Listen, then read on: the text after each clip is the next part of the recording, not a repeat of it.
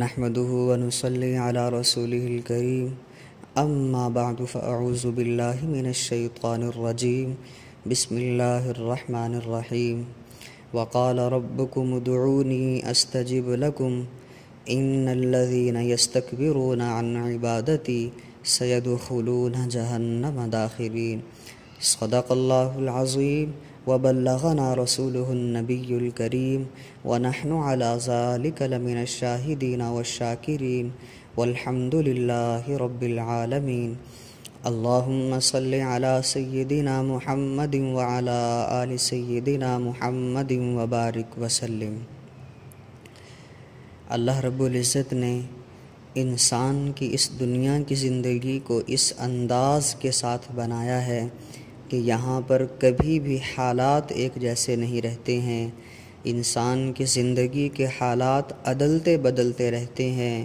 کبھی انسان خوشی کے مزے لے رہا ہوتا ہے تو کبھی انسان غم کے اندر مبتلا ہوتا ہے، کبھی انسان صحت اور تندرستی کے مزے اڑا رہا ہوتا ہے تو کبھی یہ انسان بیماری کے بستر پر پڑا ہوا ہوتا ہے، کبھی خوشحالی اور فراوانی کا دورہ ہوتا ہے تو کبھی گھر کے اندر تنگ دستی کا ماحول ہوتا ہے، کبھی گھر کے افراد کے اندر باہم الفتوں اور محبتوں کی فضا قائم ہوتی ہے تو کبھی لڑائی جھگڑوں کا بازار گرم ہوتا ہے۔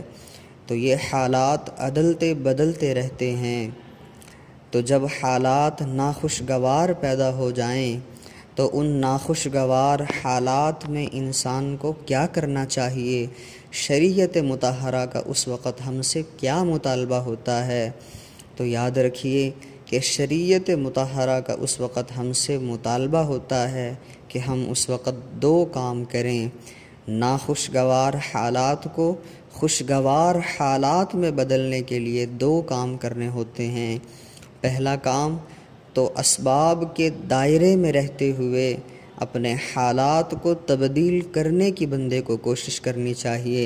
اگر بیمار ہے تو اسباب کے دائرے میں رہتے ہوئے علاج کروانا چاہیے۔ اگر گھروں کے اندر لڑائی جھگڑوں کا ماحول ہے تو اسباب کے دائرے کے اندر رہتے ہوئے افہام و تفہیم اور صلح صفائی کے ساتھ ان لڑائی جھگڑوں کو ختم کرنا چاہیے۔ اگر تنگ دستی کا ماحول ہے تو اسباب کے دائرے میں رہتے ہوئے روزگار کا کوئی ذریعہ اپنا کر تنگ دستی کو دور کرنے کی کوشش کرنی چاہیے۔ تو یہ پہلا کام ہے کہ بندہ اسباب کے دائرے میں رہتے ہوئے کوشش کرے کہ میرے حالات تبدیل ہو جائیں۔ اور پھر دوسرا شریعت کا مطالبہ ہم سے یہ ہے کہ ان حالات میں بندہ اللہ رب العزت سے دعا کرے اور دعا کے ذریعے سے اللہ رب العزت کے ساتھ اپنے تعلق کو مضبوط کرے اور اللہ سے دعا مانگے کہ اللہ مجھ پر یہ ناخوشگوار حالات آ چکے ہیں، اللہ مہربانی کا معاملہ فرما دیجئے اور میرے ان حالات کو تبدیل کر دیجئے اور خوشیوں کے حالات لے آئیے۔ تو شریعت مطہرہ کا دوسرا مطالبہ ہم سے یہ ہے کہ ہم اس وقت دعا کیا کریں، دعا کے ساتھ اللہ سے مضبوطی کے ساتھ اپنا تعلق قائم کریں۔ یاد رکھیے کہ اسباب کے اندر بھی تأثیر پیدا کرنے والی ذات اللہ رب العزت کی ذات ہے۔ ہم جتنے مرضی اسباب کو اختیار کر لیں، اگر اللہ رب العزت نہ چاہیں تو ان اسباب کے اندر کبھی بھی تأثیر پیدا نہیں ہو سکتی، اور محض وہ اسباب ہمارے حالات کو تبدیل کرنے کے لیے کافی نہیں ہو سکتے ہیں۔ تو اس لیے ہمیں چاہیے کہ جہاں ہم حالات کو بدلنے کے لیے اسباب کو اختیار کریں تو وہیں دعاؤں کے ذریعے سے اللہ رب العزت کے ساتھ تعلق کو جوڑیں تاکہ اللہ رب العزت ہمارے ان حالات کو تبدیل کر دیں۔ دعا مانگنے کا اللہ رب العزت نے قرآن پاک کے اندر حکم دیا ہے۔ اللہ رب العزت نے فرمایا وقال ربکم ادعونی، کہ تمہارے رب نے فرمایا ہے ادعونی، کہ تم مجھ سے دعا کرو۔ اللہ رب العزت کا یہ حکم ہے، فرمایا وقال ربکم، اور تمہارے رب نے یہ فرمایا ہے ادعونی، کہ تم مجھ سے دعا کرو۔ اللہ تعالیٰ نے جب دعا کرنے کا حکم دے دیا تو بالکل اس کے ساتھ ہی اللہ رب العزت نے دعا کی قبولیت کا وعدہ بھی فرمایا ہے۔ فرمایا استجب لکم، میں تمہاری دعاؤں کو قبول کروں گا۔ اور جو بندہ اللہ رب العزت سے دعا نہیں مانگتا ہے، دعا سے اعراض کرتا ہے، تو اللہ رب العزت نے قرآن پاک میں اس بندے کے لیے سخت وعید فرمائی ہے۔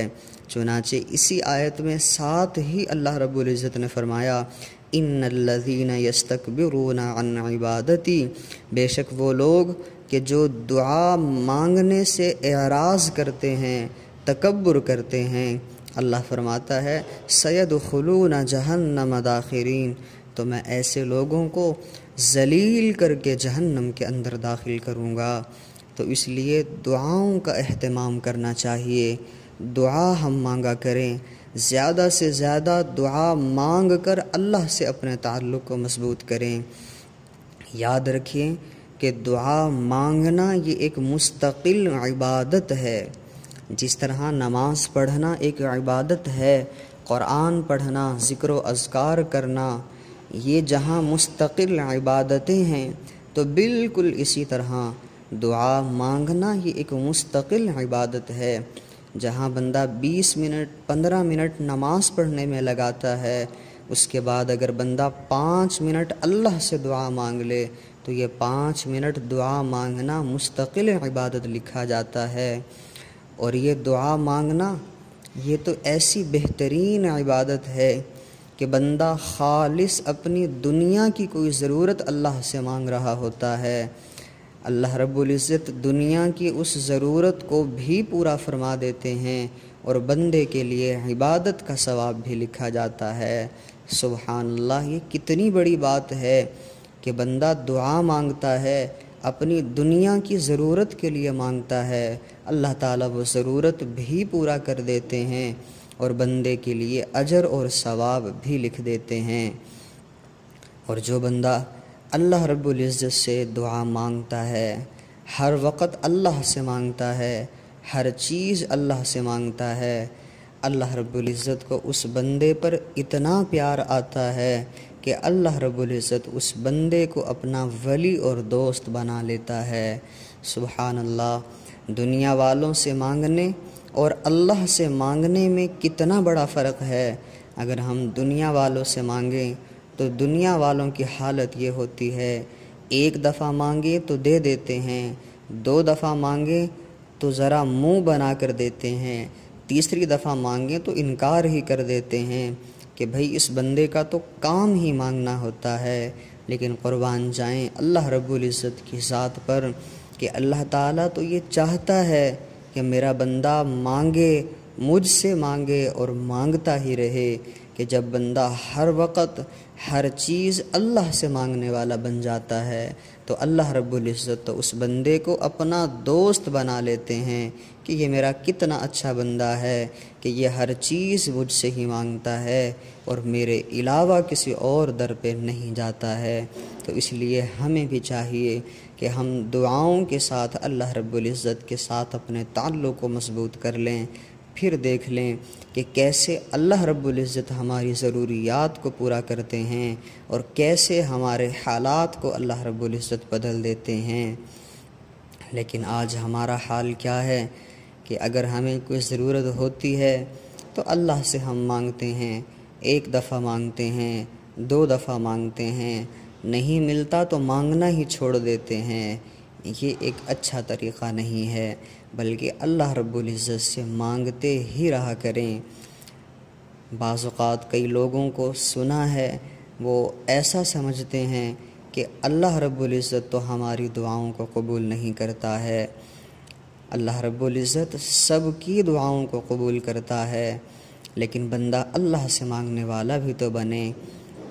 علماء نے کچھ ایسی باتیں لکھی ہیں، ایسے اعمال لکھے ہیں کہ جن کی وجہ سے بندے کی دعائیں قبول نہیں ہوتی ہیں۔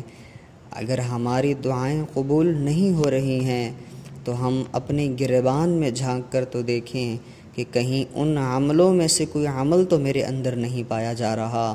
اگر وہ عمل ہمارے اندر پایا جا رہا ہے تو ہمیں چاہیے کہ ہم اس کو دور کریں تاکہ اللہ رب العزت ہماری دعاؤں کو قبول کر لے اور ہمارے حالات کو اللہ رب العزت بدلنے والے بن جائیں۔ اب وہ کون سے اعمال ہیں کہ جن کی وجہ سے دعائیں قبول نہیں ہوتی؟ علماء نے لکھا ہے کہ 3 وجوہات ایسی ہیں کہ جن کی وجہ سے ہماری دعائیں قبول نہیں ہوتی ہیں۔